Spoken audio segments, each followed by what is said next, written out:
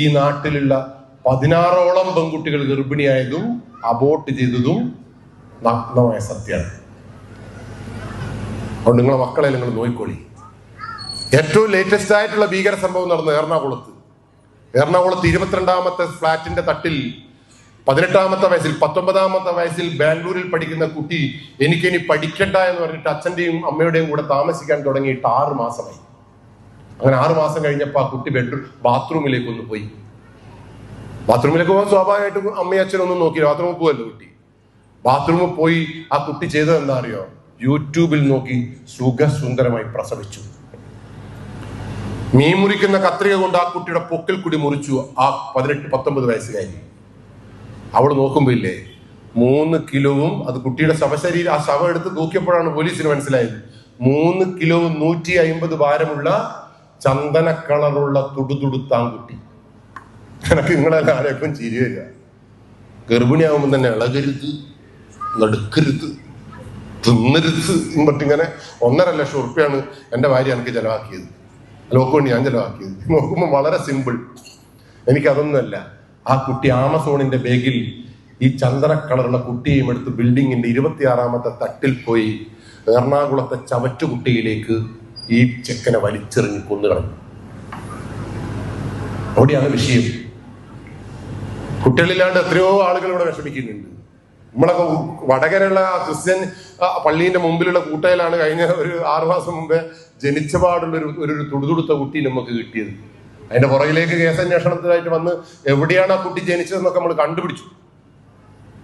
അതും സ്ഥലവും നമ്മൾ പറയുന്നതില്ലേ, നല്ലതല്ല. അതുകൊണ്ട് എനിക്കിപ്പോ പേടിയാണ്. കുന്നുമക്കരയുടെ മണ്ണിന് എനിക്ക് പേടിയാണ്. ഏറാമലയുടെ എൻ്റെ വീടിന്റെ മണ്ണിന് എനിക്ക് പേടിയാണ്. കാരണം നമ്മളെ മക്കൾ നമ്മളെ പറ്റിച്ചു തുടങ്ങിയിരിക്കുന്നു. അതിനൊരു കാര്യം എന്താണെന്നറിയോ? ഇതിന് ശാസ്ത്രീയമായ ഒരു വശവും കൂടിയുണ്ട്. ആ വശവും കൂടി പറഞ്ഞാൽ നിങ്ങൾക്ക് സംഭവം മനസ്സിലാവും. ഞാൻ ഈ പറഞ്ഞ സംഗതി നിങ്ങളെ വീട്ടിൽ നടക്കുമെന്ന് പറഞ്ഞാൽ നിങ്ങൾ വിശ്വസിക്കുമോ ഇല്ലയോ? എനിക്കത് മാത്രം കേട്ടാൽ മതി. നിങ്ങൾ യെസ് പറയുമോ നോ പറയുമോ? നിങ്ങളെ കുട്ടി നിങ്ങളെ പറ്റിക്കുമോ? നിങ്ങളെ കുട്ടി MDMA ഉപയോഗിക്കുമോ? നിങ്ങളെ കുട്ടി ഇൻസ്റ്റഗ്രാം കണ്ടിട്ട് പരസ്പരം കമന്റ് അടിച്ചിട്ട് ഈ ഓർക്കാട്ടയുടെ മണ്ണിൽ തല്ലുകൂടുമോ ഇല്ലയോ? നിങ്ങളെ കുട്ടി സീനിയറായ ഒരു സെക്കൻഡ് അടിച്ച് കാല് പൊട്ടിക്കൂല നിങ്ങൾ വിചാരിക്കുന്നുണ്ടാ?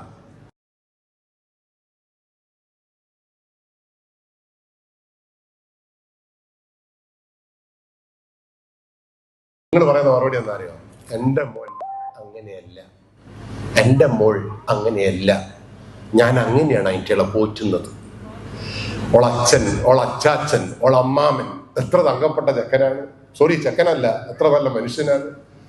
ഇങ്ങനെ പറഞ്ഞൊരു അമ്മയുടെ കഥയും കൂടി എനിക്ക് നിങ്ങളോട് പറയാനുണ്ട്. എൻ്റെ സ്റ്റേഷനിൽ കഴിഞ്ഞ ദിവസം ഒരു ഭീകരമായ ഒളിച്ചോട്ടം നടന്നിരുന്നു. ആ ഒളിച്ചോട്ടം കണ്ണുകൊണ്ടൊരു കണ്ട് വ്യക്തി എന്ന രീതിയിൽ എനിക്ക് ഇങ്ങോട്ട് പറയാതിരിക്കാൻ കഴിയില്ല. 10ാം ക്ലാസ്സിൽ എല്ലാ വിഷയത്തിലും A+ കിട്ടിയ, +2വിന് 1200 മാർക്ക്, 100% മാർക്ക് വാങ്ങിയ ഒരു കുട്ടിയുണ്ട് നമ്മുടെ പരിസരത്ത്. നാട് മുഴുവൻ പ്രതീക്ഷയോട് കൂടി കണ്ട കുട്ടി. 17 കൊല്ലമായി ആ കുട്ടിയുടെ അച്ഛൻ ഗൾഫിലാണ്, അമ്മ വീട്ടമ്മയാണ്, വീടിന്റെ പണി പൂർത്തിയായിട്ടില്ല. ആ കുട്ടിയുടെ സ്വപ്നം ഡോക്ടറാവുക എന്നതാണ്. അങ്ങനെ ഡോക്ടറാവാൻ വേണ്ടി +2 കഴിഞ്ഞ കുട്ടീനെ മെഡിക്കൽ എൻട്രൻസ് കോച്ചിങ്ങിന് 1.25 ലക്ഷം കൊടുത്തിട്ട് ആ അച്ഛൻ പഠിപ്പിച്ചു. അങ്ങനെ ആ കുട്ടി പഠിച്ച് നല്ല കുട്ടി എന്തായാലും ഡോക്ടർ. അപ്പൊ നീറ്റ് പരീക്ഷ, ഈ ലാസ്റ്റ് നീറ്റ് പരീക്ഷ കുട്ടി എഴുതി. അങ്ങനെ പരീക്ഷ എഴുതി വീട്ടിലേക്ക് വന്ന് കുട്ടി ഇപ്പോൾ സർട്ടിഫിക്കറ്റ് എടുത്തു നോക്കുമ്പോൾ കുട്ടിക്ക് 18 വയസ്സായി എന്ന് കുട്ടിക്ക് മനസ്സിലായി. കുട്ടി എന്ത് ചെയ്തു എന്നറിയോ? ആ ദിവസം ആ സർട്ടിഫിക്കറ്റും എടുത്തിട്ട് കുട്ടി ഒളിച്ചോടിക്കോട്ടെ, ഏതെങ്കിലും വൃത്തിയും വെടിപ്പുള്ളൊരുത്തൻ്റെ കൂടെ ഒളിച്ചോടട്ടെ, 2 വയസ്സ് കഴിഞ്ഞല്ലോ. പക്ഷെ ആ കുട്ടി ഒളിച്ചോടിയത് ആ നാട്ടിലെ ഏറ്റവും വൃത്തികെട്ട MDMA വിൽപ്പനക്കാരൻ, 7 കേസിലെ പ്രതി ഒരു ബസ് ഡ്രൈവറുടെ കൂടിയാണ്. 37 വയസ്സുള്ള ബസ് ഡ്രൈവറുടെ കൂടെ. നാട് മുഴുവൻ ഞെട്ടി. ആ കുട്ടി അങ്ങനെ ചെയ്യില്ല എന്ന സകല ആളും പറഞ്ഞു. തട്ടിക്കൊണ്ടുപോയതായിരിക്കും എല്ലാവരും പറഞ്ഞു. കുട്ടി 2 ദിവസം നമുക്ക് കിട്ടിയില്ല. 2 ദിവസത്തിന് ശേഷം നമുക്ക് മൂന്നാറിൽ നിന്ന് ആ കുട്ടിയെ വാഗമൺ എന്ന് പറയുന്ന സ്ഥലത്ത് വെച്ചിട്ട് ആ കുട്ടിയെ കിട്ടി. 2 കിട്ടി.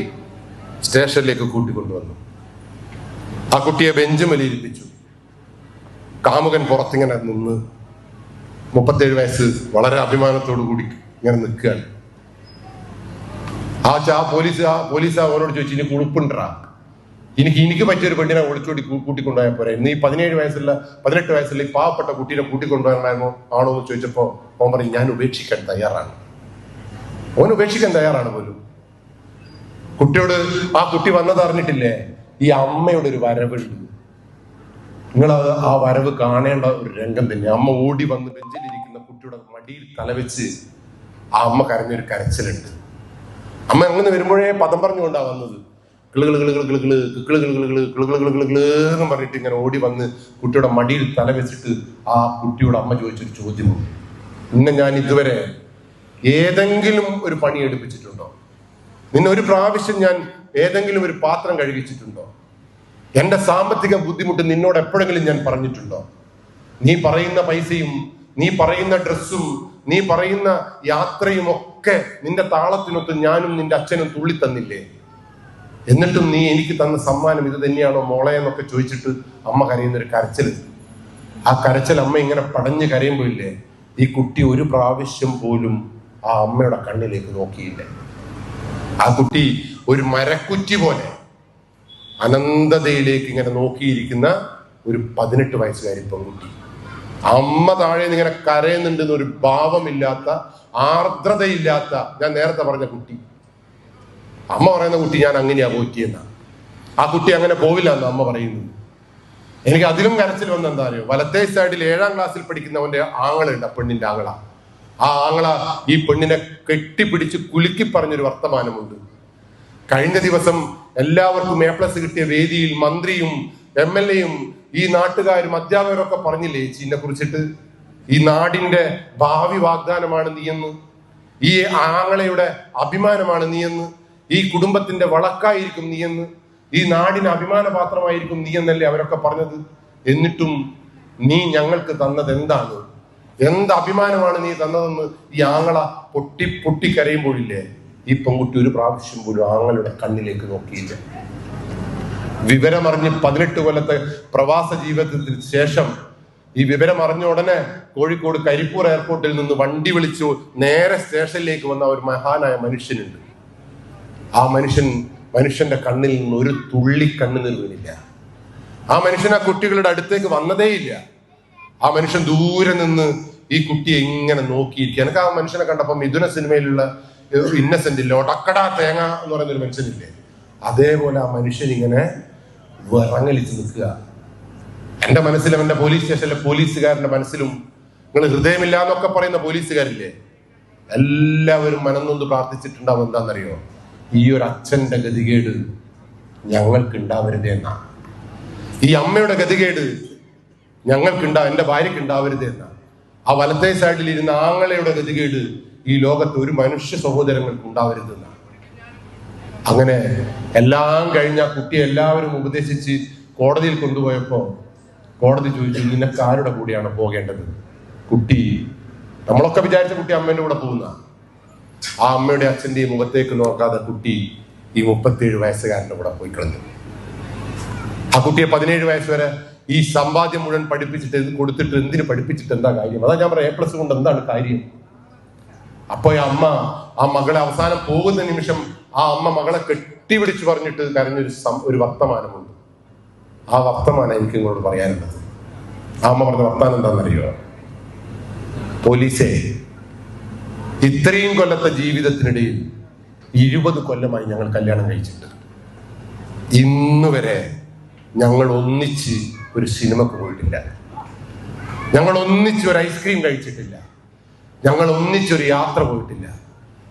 സാറ് ചാന്താനും പോവാനും നിങ്ങൾക്ക് പോയിക്കൂടായിരുന്ന, ഞങ്ങൾക്ക് ഒന്നിച്ചൊരു ഭക്ഷണം കഴിച്ചുകൂടായിരുന്ന? ആ അമ്മ പൊട്ടിക്കരഞ്ഞുകൊണ്ട് പറഞ്ഞൊരു വർത്തമാനമുണ്ട്. ഞങ്ങൾ തിന്നുന്ന ഐസ്ക്രീമിന്റെ പൈസ, ഞങ്ങൾ തിന്നുന്ന ഭക്ഷണത്തിന്റെ പൈസ, ഞങ്ങൾ തിന്നുന്ന പോകുന്ന യാത്രയുടെ പൈസ പോലും മക്കളുടെ വിദ്യാഭ്യാസത്തിന് വേണ്ടി ചെലവഴിക്കണമെന്നായിരുന്നു പോലീസ് ഞങ്ങളുടെ ആഗ്രഹം. ഞങ്ങളെപ്പോലെ ഈ മക്കളൊന്നും നശിച്ചു പോകരുത് എന്ന് മനം കൊണ്ട് പ്രാർത്ഥിച്ച അച്ഛനും അമ്മയാണ് ഞാൻ എന്ന് പറഞ്ഞിട്ട് ആ അമ്മ ബോധം കെട്ട് വിടപ്പഴില്ലേ. എനിക്ക് ഒരു ഭർത്താവ്, എനിക്കെന്നല്ല, ആ നാട്ടിൽ ആ കണ്ടു നിന്ന ഒരു മനുഷ്യൻ. അതുകൊണ്ട് എനിക്ക് എൻ്റെ രക്ഷാകർത്താക്കളോട് പറയാൻ, എൻ്റെ മുമ്പിലിരിക്കുന്ന രക്ഷാകർത്താക്കളോട് പറയാനുള്ളത്, മക്കളുടെ കണ്ണിൽ ആർദ്രത ഉണ്ടാക്കണം, മക്കളെ മനുഷ്യക്കുട്ടിയായി പോറ്റണം. നാളെ നിങ്ങൾക്ക് ഈ ഗതികേട് ഉണ്ടാവരുത്. ഞാൻ എൻ്റെ മക്കൾക്ക് അങ്ങനെ ഒരു ഗതികേട് വന്നാൽ എങ്ങനെ ഫേസ് ചെയ്യുമെന്ന് ഞാൻ പഠിച്ചുകൊണ്ടിരിക്കുകയാണ്.